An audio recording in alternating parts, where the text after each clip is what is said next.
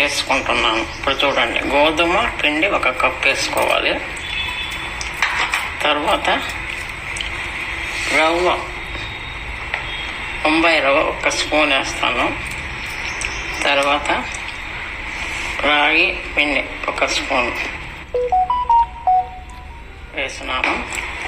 ఇప్పుడు కొంచెం సాల్ట్ వేసి, ఇప్పుడు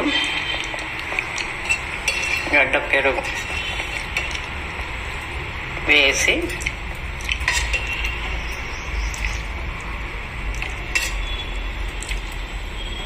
ఒక కప్పు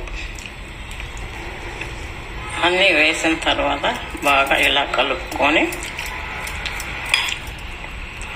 గంట ముందర ఇలా కలుపుకొని కొంచెం సేపు బాగా నాననివ్వాలి. ఇప్పుడు మూత పెట్టేస్తాం. నానింది కదా, ఇలా కలుపుకొని తర్వాత ఉల్లిపాయలు, అల్లం ముక్కలు,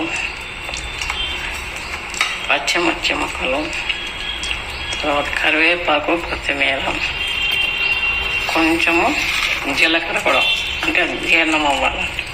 ఇప్పుడు మనం దోశ పిండిలా కొంచెం కలుపుకోవాలి. చాలాపోతే కొంచెం నీళ్ళు వేసుకొని కలుపుకోవాలి. తర్వాత పొయ్యి మీద పెనం పెట్టుకొని కొంచెం జారుడుగా కలుపుకున్నాం. మరీ పలచగా ఉండకూడదు, ఎందుకంటే రాగి పిండి అంతా వేసినాం కదా, కొంచెము లావుగానే వేసుకోవాలి.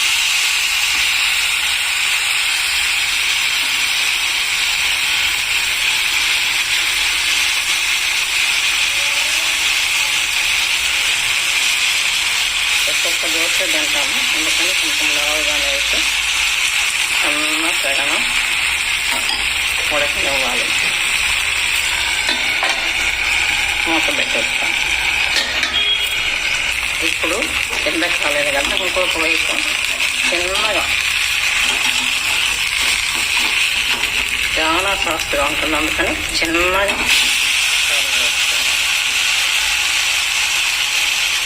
మళ్ళా కాసేపు మూత పెట్టేస్తాం. ఇప్పుడు ప్లేట్లోకి